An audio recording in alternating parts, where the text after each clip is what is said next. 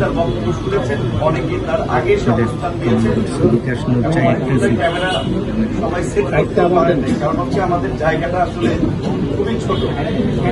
আজকে আমাদের শুধুমাত্র আমাদের দলের জন্যই নয়, আজকে যে আপনারা গণ অভ্যুত্থান পরবর্তী যে নতুন বাংলাদেশ পেয়েছেন বা দেখতে পাচ্ছেন, এই বাংলাদেশের এই পরিবর্তনের পেছনের জন্য আজকের দিনটি আমাদের কাছে একটি ঐতিহাসিক এবং গুরুত্বপূর্ণ দিন।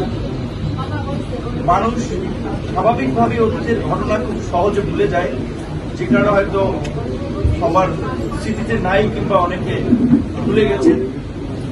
2018 সালের 30শে জুন ঢাকা বিশ্ববিদ্যালয়ের লাইব্রেরির সামনে আজকের দিনে আমাদের একটি সংবাদ সম্মেলন ছিল এই কোটা সংস্কার আন্দোলনের ইস্যুতে। আপনারা দেখেছেন সেদিন আমি মহাসিনের ছাত্র ছিলাম। হল থেকে বের হয়ে লাইব্রেরির সামনে আসব, আমাদের আহ্বায়ক হাসান মাহমুদ ভাইকেও ফোন দিয়েছিলাম যে আমরা তো সংবাদ সম্মেলন করা লাগবে, আসেন। রাশেদ ভাই বীরপুরের বাসায় থেকে আসছিলেন, শাহবাগে এসে পৌঁছেছেন। আমরা কেউ বিশেষজ্ঞ থেকে, কেউ মহসিন হল থেকে সংবাদ সম্মেলনের উদ্দেশ্যে লাইব্রেরির সামনে যাচ্ছিলাম। সেদিন ছাত্রলীগের দুর্বৃত্তরা, আমি আগে গিয়ে পৌঁছে আমাদের অন্যান্য সহকর্মীরা পৌঁছাতে পারে নাই। অন্যান্য সহকর্মী পৌঁছানোর আগে সেদিন আমার উপরে আপনারা দেখেছেন হিংস্র হায়নার মতো ঝাঁপিয়ে পড়ে।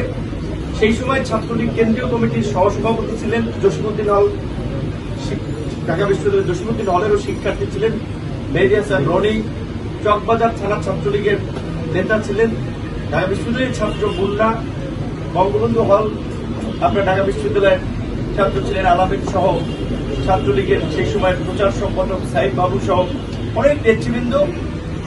আমি আসলে লাইব্রেরির ভিতরে প্রবেশ করতে চাচ্ছিলাম যে আমাদের কর্মসূচিগুলোতে যে আমরা ছাত্রদেরকে যেভাবে জানাই, ডাকি, ছাত্রদেরকে ইনফর্ম করে আমাদের এই প্রেস কনফারেন্সে সম্পৃক্ত হওয়ার জন্য, তখনই আসলে আমার হাত টান দিয়ে আপনারা দেখেছিলেন লাইব্রেরির সেখানে সামনে ফেলে দেয়।